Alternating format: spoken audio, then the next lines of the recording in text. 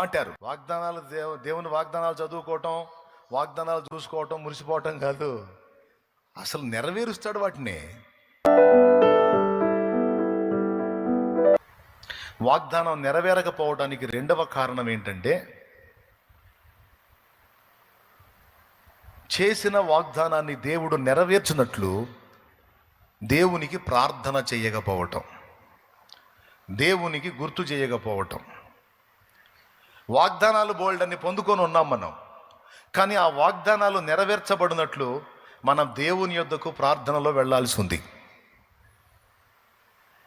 ఇది కీలకమైన విషయమే. వాగ్దానాలు ఉండగానే సరికాదు, వాటిని పొందటానికి ప్రార్థన కూడా అవసరం. ఇస్సాకుకి దేవుడు వాగ్దానం చేశాడు. ఇస్సాకు చేశాడా, వాళ్ళ డాడీకి చేశాడా వాగ్దానం? వాళ్ళ డాడీ ఎవరు? అబ్రహాం. ఆయనకి ఏమని ప్రామిస్ చేశాడు? నీ సంతానాన్ని ఆకాశ నక్షత్రముల వలె, సముద్ర తీరమందుండి ఇసుక రేణువుల వలె విస్తరింపజేస్తాను అనే ప్రామిస్ వాళ్ళ నాన్నకుందా లేదా? ఉందా లేదా? రైట్. కానీ వాక్యం ఏం చెప్తుందో తెలుసా? తండ్రికి ఇచ్చిన వాగ్దానం కొడుకు జీవితంలో నెరవేరలా. మరి ఇసుక రేణువులు అంత సంతానం ఎప్పుడైద్ది? ఆయనకు పుట్టిన పిల్లలకి పిల్లలై, వాళ్ళకి పిల్లల పిల్లల పిల్లల పిల్లల పిల్లల పిల్లల పిల్లలై అంత డెవలప్ కావాలి. కానీ విచిత్రం చెప్పన, అబ్రహాము కొడుకైన ఇస్సాకే సంతానం లేదని బైబిల్లో రాస్తుంది ఆదికాండంలో. ఏ కారణాన్ని బట్టి పొందలేకపోయాడు? దేవుడు ఈ సంగతి ఎందుకు మాట్లాడుతున్నాడో దయచేసి మనస్కరించండి. ఆదికాండం 25వ అధ్యాయము 20వ వచనం నుంచి చదువు. ఇస్సాకు పద్దనరాములో నివసించు సిరియావాడైన బేతుయేలు కుమార్తెను, సిరియావాడైన లాబాను సహోదరునైన రెబ్కాను పెళ్లి చేసుకున్నప్పుడు 40 సంవత్సరముల 40 ఏళ్ల వయసులో పెళ్లి చేసుకున్నాడండి. ఇస్సాకు భార్య గొడ్రాలు. అది చూడండి, అదేంది? తండ్రికి వాగ్దానం చేశాడు ఇంత సంతానాన్ని ఇస్తానని, కానీ కొడుక్కే పిల్లలు లేరు, గొడ్రాలు అని రాశాడు అక్కడ. ఏమండి, మా డాడీకి వాగ్దానం చేశాడు, దేవుడు వాగ్దానం చేశాడని తెగ చెప్పావు కదా, ఏది మనకు సంతానం? ఏది? మన పెళ్ళయి 20 ఏళ్ళు, మన పెళ్ళయి 15 ఏళ్ళు, మన పెళ్ళయి 10 ఏళ్ళు, ఏది సంతానం? ఏది?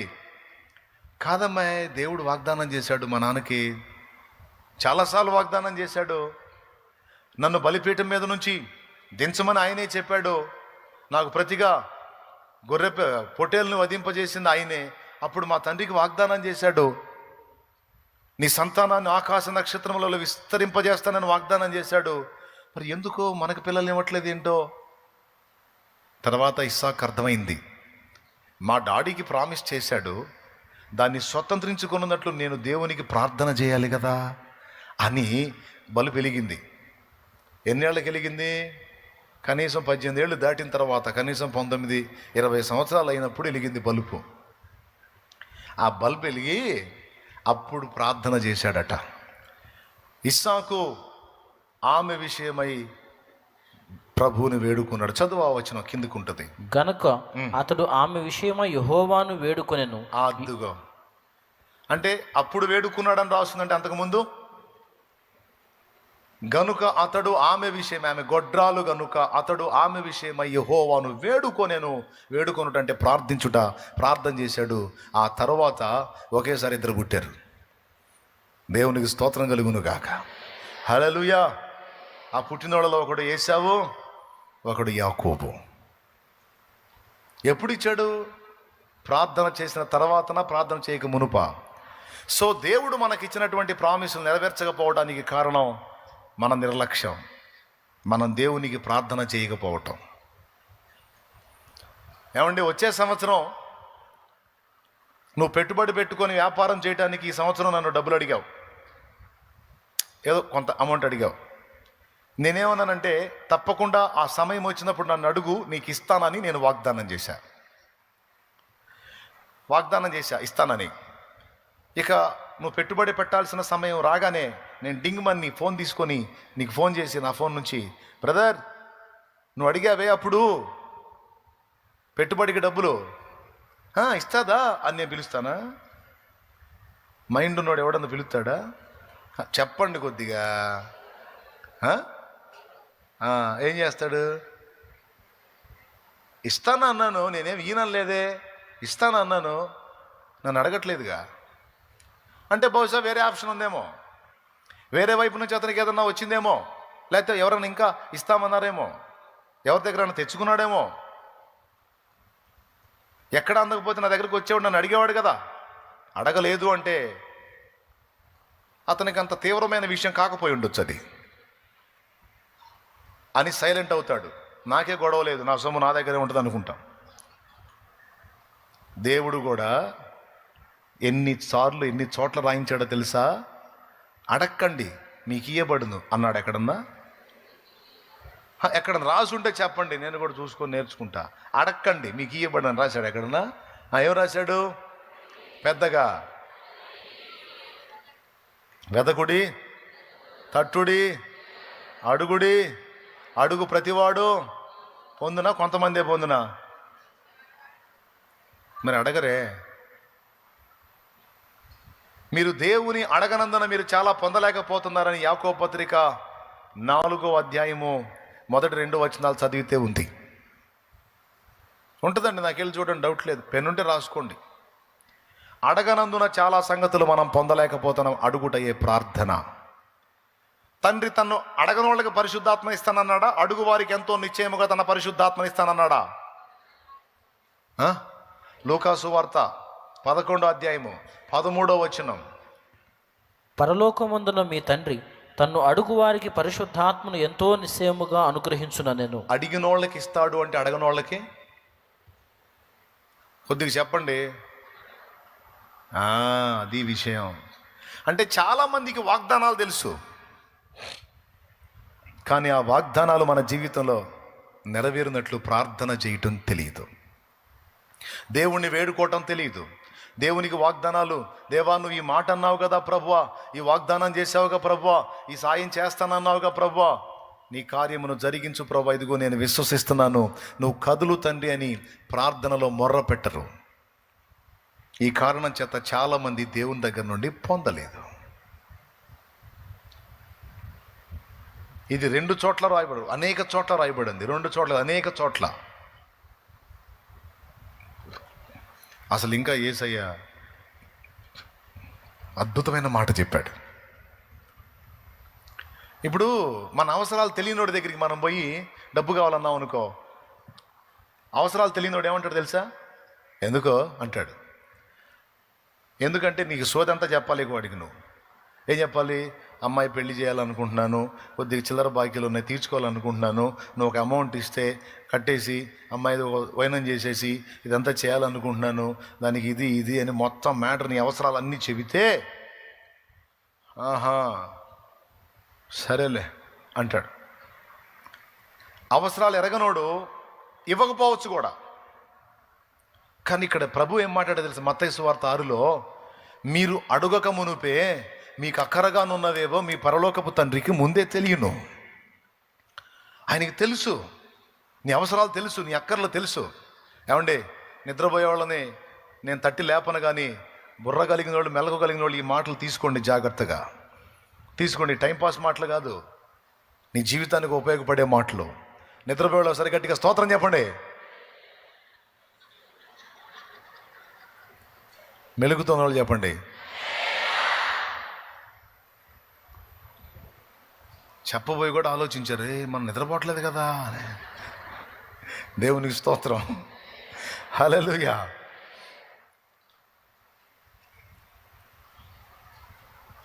మీకు అక్కరగానున్నవేమో మీ పరలోకపు తండ్రికి ముందే తెలియను గనుక మీరు నిరభ్యంతరంగా ఆయన అడగొచ్చు. నీ అవసరత యొక్క న్యాయాన్ని తెలుసుకున్నవాడు గనుక లేదు కాదు అనడు, తప్పకుండా సహాయం చేస్తాడు, తప్పకుండా సహాయం చేస్తాడు, తప్పకుండా సహాయం చేస్తాడు. నేను దేవుని ముందు పోయి కూర్చొని అదే అడుగుతా. నువ్వు అడగమన్నావుగా తండ్రి, నువ్వు అడగమన్నావుగా, ఫలానా కార్యం నాకు చేసినందుకు నీకు స్తోత్రం స్తోత్రం అని స్తోత్రాలు చెప్తా. చెయ్యి ప్రభువా, ధర్మం చేయి ప్రభువా, సాయం చేయి ప్రభువా, కృపచూపు ప్రభువా అని అడిగి ఊరుకోను. డైరెక్ట్గా పోయి కూర్చొని ఫలానా విషయంలో నువ్వు కార్యం చేసినందుకు నీకు స్తోత్రం స్తోత్రం స్తోత్రం స్తోత్రం స్తోత్రం. నీకు ఇదే, మీరు కూడా నేర్చుకోండి. ఇయ్యయ్యా, సాయం చెయ్యయ్యా, అయ్యా కృప చూపయ్యా అని అడుక్కోవటమే కాదు, ఇచ్చినందుకు ముందుగానే విశ్వాసంతో స్తోత్రాలు చెప్పటం కూడా నేర్చుకోండి. అంతే.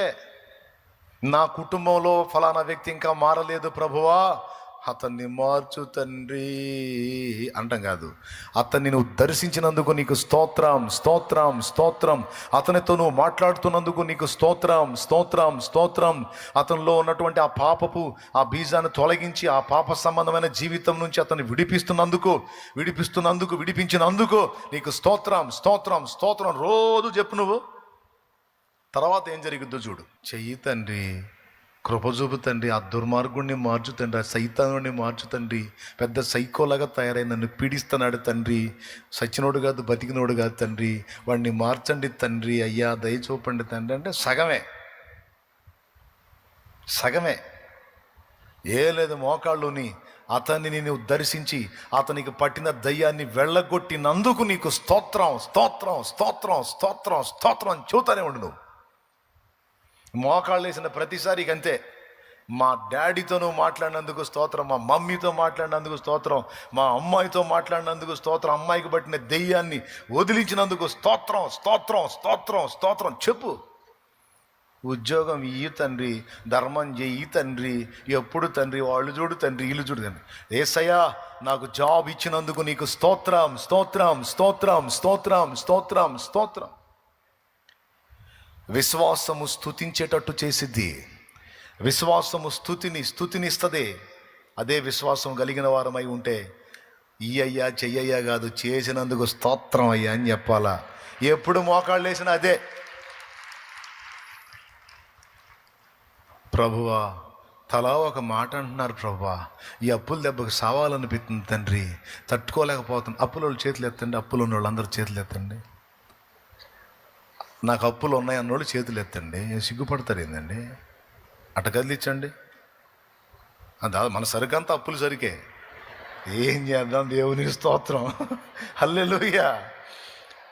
నాకు అప్పులు తలా ఒక మాట అంటున్నారు ప్రభా, టెన్షన్ అవుతుంది ప్రభా, బీపీ పెరుగుతుంది ప్రభా, షుగర్ వచ్చింది ప్రభా, అప్పులు తీర్చు ప్రభా, దారి చూపించు ప్రభా, బయటపడేయి ప్రభా, సాయం చేయి ప్రభా. కాదు, పొద్దునే లేవాలి, తెల్లవారుజామున 3 లేవాలి, భార్య లేవాలి, భర్త లేవాలి, కూర్చోవాలి. అప్పుల బంధకాలలో నుంచి మమ్మల్ని విడిపించినందుకు నీకు స్తోత్రం స్తోత్రం స్తోత్రం స్తోత్రం స్తోత్రం. అవి తీర్చబడినట్లు మా ఎడల అద్భుతాలు చేసినందుకు నీకు స్తోత్రం స్తోత్రం స్తోత్రం. రుణాలన్నీ కొట్టివేసినందుకు స్తోత్రం స్తోత్రం స్తోత్రం. నువ్వు చెయ్యి, నేను చెప్పినట్టు చెయ్యి. నువ్వు గుర్తుపెట్టుకుంటావా? తెల్లారేటప్పటికి నిద్రపోయి మర్చిపోతావా? మర్చిపోతే నీ కర్మ నేను చేయగలిగింది ఏం లేదు. ఎందుకైనా మంచి అంటే రాసి పెట్టుకో. చదువు వస్తే రాసి పెట్టుకో. చదువు రాకపోతే విన్న మాటల హృదయంలో దాచిపెట్టుకో. దేవునికి స్తోత్రం. అంతే, నేను చెప్పినట్టు నువ్వు చెయ్యి అంతే. రోజు స్తోత్రాలు చెబుతానే ఉండి నువ్వు అంతే. మార్చయ్యా కాదు, మార్చినందుకు స్తోత్రం స్తోత్రం స్తోత్రం. ఇవ్వయ్యా కాదు, ఇచ్చినందుకు స్తోత్రం స్తోత్రం స్తోత్రం. స్తుతించు ప్రతి దాన్ని అంతే చేయను. నీ కార్యాలు జరగకపోతే అప్పుడు అడుగు, ఖచ్చితంగా చేస్తాడు ఆయన. ఇంకా ఆయనకి మళ్ళీ 2 ఆప్షన్ లేదు. ఒరే బాబు, వాడికి నేను ఇంకా చేయకముందే చేసిందని విశ్వసించాడు. స్తుతి కూడా చెప్తున్నాడు రా, స్తుతి కూడా చెప్తుందిరా రోజు. ఇంకా చేయకపోతే మర్యాద కాదు, నాకు మర్యాద కాదు. మళ్ళీ నువ్వు పాయింట్అవుట్ చేసిద్ది.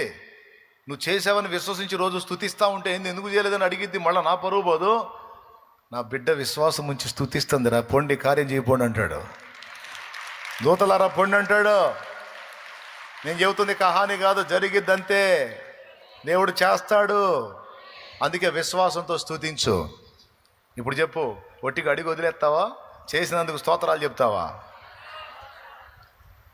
ఇందాక ప్రార్థన చేశాం, నీ వాక్యాన్ని పంపు ప్రభువా, మాతో మాట్లాడు ప్రభువా. మాట్లాడినందుకు యేసు నామంలో పొంది ఉన్నాము తండ్రి, ఆమేన్. అసలు రోజు నేనేం చెప్పిస్తాను తెలుసా? మనతో నిజంగా దేవుడు మాట్లాడినందుకు ముందే స్తోత్రాలు చెప్పండి అంటాను. అప్పుడు బిడ్డలందరూ కలిసి స్తోత్రం స్తోత్రం స్తోత్రం స్తోత్రం అంటారు. ఖచ్చితంగా దేవుడు మాట్లాడతాడు. ఎందుకు? నా బిడ్డలు నన్ను నమ్ముతున్నారు, నేను ఇవ్వక మునిపే పొందినట్టు విశ్వసించి స్తుతిస్తున్నారు. రోగంలో వచ్చినా సరే స్వస్థపరిచినందుకు స్తోత్రం స్తోత్రం స్తోత్రం స్తోత్రం. ఇక అదే స్వస్థపరచు ప్రభువా, బలహీనత తీసివేయి ప్రభువా, తట్టుకోలేకపోతాం కాదు, నన్ను విడిపించినందుకు, స్వస్థపరిచినందుకు, నీ గాయములలో స్వస్థత నాకు ఇచ్చినందుకు నీకు స్తోత్రం స్తోత్రం స్తోత్రం స్తోత్రం స్తోత్రం స్తోత్రం. నా ఆత్మీయ జీవితాన్ని బలపరిచినందుకు నీకు స్తోత్రం స్తోత్రం స్తోత్రం. స్పిరిచువల్ లైఫ్లో నన్ను ఎదుగుదలలోకి నడిపించి నన్ను ఆత్మీయ స్థిరత్వంలో నిలబెట్టినందుకు నీకు స్తోత్రం స్తోత్రం స్తోత్రం స్తోత్రం. స్తుతించు. నువ్వు దేన్ని బట్టి స్తుతించావు ఆ కార్యాన్ని నా తండ్రి చేస్తాడు. ఆమేన్. నేను చెప్పినట్టు చేయి నువ్వు, అంతే. వాగ్దానం స్వతంత్రించుకోకపోవడానికి కారణం మొదటిది అవిశ్వాసం అయితే రెండవది ప్రార్థన లేమి, బలిపీఠపు దారిద్ర్యం. ప్రార్థన బలిపీఠపు దరిద్రం అంటే దాని మీద ప్రార్థనలు లేవు, విజ్ఞాపనలు లేవు, స్తోత్రాలు లేవు, విశ్వాసంతో స్తుతి లేదో, రోజు దేవుని ముందు కూర్చొని గోజాడింది లేదో. ప్రార్థన విన్నపాలు ఆయనకి సమర్పించినప్పుడు తప్పకుండా ఆయన తన కార్యాన్ని మొదలు పెడతాడు, జరిగిస్తాడు, నెరవేరుస్తాడు. మూడవది, దేవుడు తన వాగ్దానాన్ని నెరవేర్చకపోవడానికి మూడవ కారణం పాపం.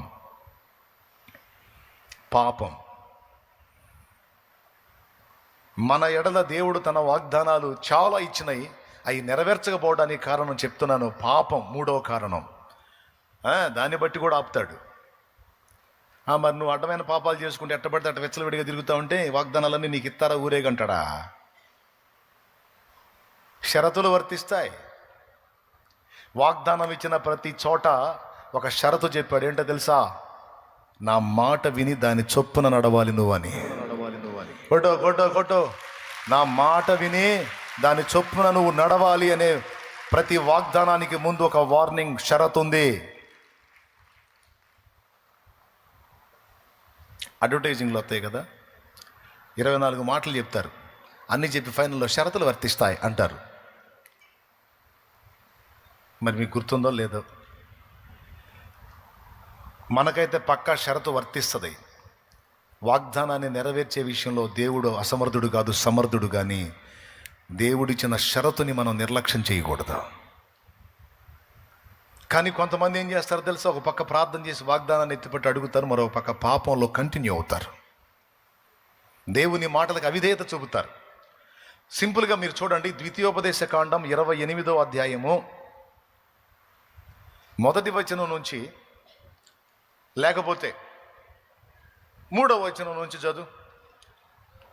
ద్వితీయోపదేశ కాండం 28వ అధ్యాయం 3వ వచనం నుంచి చదువు. నీవు పట్టణములో దీవింపబడుదువు, పొలముల్లో దీవింపబడుదువు. నీ గర్భఫలము, నీ భూఫలము, నీ పశువుల మందలు, నీ దొక్కిటెద్దులు, నీ గొర్రె మేకలు మందలు దీవింపబడును. నీ గంపయు, పిండి పిసుకు, నీ తొట్టియు దీవింపబడును. అప్పుడున్నాయన్న అవి కాబట్టి అవి దీవించాడు. ఇప్పుడు ఉన్నాయి మనవి వేరే కాబట్టి మనవి కూడా దీవిస్తాడు. ఆ వాగ్దానం మనకు కూడా వచ్చింది. ఇంకా అయిపోలా, ఇంకా ఉన్నాయి. నీవు లోపలికి వచ్చినప్పుడు దీవింపబడుదువు, నీవు లోపలికి వచ్చినప్పుడు దీవింపబడుదువు, వెలుపలికి వెళ్ళినప్పుడు దీవింపబడుదువు. నీ మీద పడు నీ శత్రువులను యెహోవా నీ ఎదుట హతమగునట్లు చెయ్యును. వారొక త్రోవను నీ మీదికి బయలుదేరి వచ్చి 7 త్రోవలను ఎదుట నుండి పారిపోవుదురు. నీ కొట్లలోను నీవు చేయు ప్రయత్నములన్నింటిలోనూ నీకు దీవెన కలుగునట్లు యెహోవా ఆజ్ఞాపించును. అయ్యా అట్లా చెయ్యయ్యా, ఆశీర్వదించయ్యా, అట్లా చెయ్యయ్యా అనిపిస్తుందా లేదా? ఎంతమందికి అనిపిస్తుంది? ఇప్పుడు ఇవన్నీ నీకు కావాలా వద్దా? అవన్నీ నీకు కావాలా వద్దా? కావాలన్నోడు చేతులు ఎత్తండి. నేను 2 చేతులు ఎత్తాను, నాకైతే ఇంకా ఫుల్ కావాలి. ఎందుకంటే నేను చాలామందికి సాయం చేయాలి. అందుకని దేవునికి స్తోత్రం. అలానే ఉంచండి, మీరు దించవాకండి. కావాలా? ఇవన్నీ కావాలా? చదువు, ఇంకా అయిపోలా, చదువు. నీ దేవుడైన యెహోవా నీకిచ్చుచున్న దేశములో ఆయన నిన్ను ఆశీర్వదించును. నీవు నీ దేవుడైన యెహోవా ఆజ్ఞలను అనుసరించి ఆయన మార్గములలో నడుచుకుని ఎడల యెహోవా నీకు ప్రమాణము చేసి ఉన్నట్లు ఆయన తనకు ప్రతిష్ఠిత జనముగా నిన్ను స్థాపించును. దేవునికి మహిమ. అసలు ఇది ఇంకా గొప్ప విషయం. ఇప్పటిదాకా భౌతికమైనే, అసలు ఆయన నిన్ను తనకు ప్రతిష్ఠిత జనముగా చేస్తాడంటే నువ్వు దేవుని జనాంగం అయిపోతావు. ఇది ఇంకా తీవ్రమైన వాగ్దానం. ఇన్ని వాగ్దానాలు ఉన్నాయా? షరతు స్టార్టింగ్లో పెట్టాడు. ఇవన్నీ నీకు కావాలి అన్నోళ్ళు చేతులు ఎత్తండి అంటే మొత్తం ఎత్తారు. ఇప్పుడు కూడా ఎత్తారు. మొత్తం నాకు కావాలన్నోళ్ళు చేతులు ఎత్తండి. మళ్ళీ ఏం పర్లేదు, ఎక్సర్సైజ్ లాగా ఉంటుంది మనకి కదా. రైట్, అందరికి కావాలి. స్టార్టింగ్ చదువునానా, నీవు నీ దేవుడైన యెహోవా మాట శ్రద్ధగా విని నేడు నేను నీకు ఆజ్ఞాపించుచున్న ఆయన ఆజ్ఞలన్నిటినీ అనుసరించి నడుచుకొనిన ఎడలా నేను నీకు చెప్పిన విషయాలు గౌరవించి వాటి చొప్పున నీవు నడుచుకొనిన ఎడలా మొత్తం నీకే. నిన్నుగాక ఎవరిని దీవిస్తా బిడ్డ, నిన్నుగాక ఎవరిని హెచ్చిస్తా. కాకపోతే షరత్ ఏంటంటే నేను చెప్పిన మాట నువ్వు వినాలి. నువ్వు నకరాలు చేస్తే కాదు, నువ్వు పిచ్చి వేషాలు వేస్తే కాదు. నేను చెప్పినట్టు వింటావా? తప్పకుండా నీ కృపణిస్తా. అయినా అసలు మనకి అన్ని పాత నిబంధన కాదన్నా, మన కొత్త నిబంధన అన్నా. ఓకే, కొత్త నిబంధనకి వద్దాం. యోహాను సువార్త 15వ అధ్యాయం 7వ వచనం సగం నుంచి చదువు. మీకేది ఇష్టమో అడుగుడి. అది చదువు నాన్న. యోహాను సువార్త 15వ అధ్యాయము 7వ వచనం సగం నుంచి. నా యందు మీరు గుట్టు బయట పెడతా. సగం నుంచి చదవమంటే మీకేది ఇష్టమో అడుగుడి. అది నువ్వు చదవాల్సింది. అప్పుడే గుట్టు బయట పెడితేట. మీకేది ఇష్టమో అడుగుడి, అబ్బా, అది మీకు అనుగ్రహింపబడును. సూపరం, దేవునికి స్తోత్రం. ఎంతమందికి కావాలి ఈ వాగ్దానం? యేసయ్య అంటున్నాడు, ఇది సాక్షాత్ యేసయ్య. మీకు ఏది ఇష్టమో అడగండి. మీకు ఏం కావాలి, మీకు ఏది ఇష్టం, నేను ఇస్తా అంటున్నాడు. బా, అట్టయితే నాకు చాలా ఇష్టాలు ఉన్నాయి ప్రభా. కుప్పలేనా? ఎన్ని కుప్పలైన తెచ్చుకో, ఇస్తా. అయితే షరతు ఉంది. షరత్ ఏంటో తెలుసా? నా యందు మీరును మీ యందు నా మాటలు నిలిచున్న ఎడలా మీకేది ఇష్టమో అడగండి, నేను చేయకపోతే అప్పుడు అడగండి అన్నాడు. పాత నిబంధనలోనే కాదు, క్రొత్త నిబంధనలో కూడా ఈ పాయింట్ రేజ్ చేశాడు. చూడండి, నేను మీరు ఇష్టపడిందలా నెరవేర్చాలి అంటే ఒకటే గుర్తుపెట్టుకోండి, నా మాట మీరు రెస్పెక్ట్ చేయాలి, నా మాట దాటిపోవద్దు, నాకు నచ్చని విషయాలు నువ్వు చేయొద్దు, పాప సంబంధమైన క్రియలో నువ్వు ఉండొద్దు, నీ ఎదుట ఎవ్వడం నిలవకుండా నేను తరిమి కొడతాను, నేను నీతో కూడా నడుస్తాను, నీకు ముందు నడుస్తాను, నీకు సైన్యాధిపతిగా నేను వస్తాను, అస్సలు తిరుగులేదని వాగ్దానం చేశాడు. మొదటి అధ్యాయంలో చేశాడా? 7వ అధ్యాయం దగ్గరికి వచ్చేటప్పటికి హాయి పట్టణస్తులు వీళ్ళని తన్నారు. హాయి పట్టణం వాళ్ళు వీళ్ళని తన్నారు. అది చిన్న పట్టణం. పెద్ద పెద్ద వాటిని కొట్టుకుంటూ పోయారు, పెద్ద పెద్ద వాటిని జయించుకుంటూ పోయారు. ఒక బుడ్డి చిన్న పట్టణం అక్కడ పోయి తన్నులు తినొచ్చారు. 30 మందికి పైచిలుకు పోగొట్టుకున్నారు వీళ్ళని. యెహోషువకి వాగ్దానం గుర్తొచ్చింది. కూర్చొని ఎడుతున్నాడు తల నెలకేసి, నువ్వు నాకేమని ప్రామిస్ చేశావు? నీ దినములన్నిట ఎవరు నీ ఎదుట. ఇప్పుడు వాళ్ళ దెబ్బకి మేము నిలవలేక పారిపోయామే. ఏమయ్యా నీ వాగ్దానం ఏమైంది? ఎందుకు ఇట్లా జరిగింది ప్రభువా అని ఏడుస్తున్నాడు. అప్పుడు దేవుడు చెప్పాడు, నేను ఇచ్చిన వాగ్దానం తప్పిపోయేవాడినే కాదు, దాన్ని నెరవేర్చుటకు సమర్థుడిని. అయితే ఇశ్రాయేలులో పాపము జరిగింది,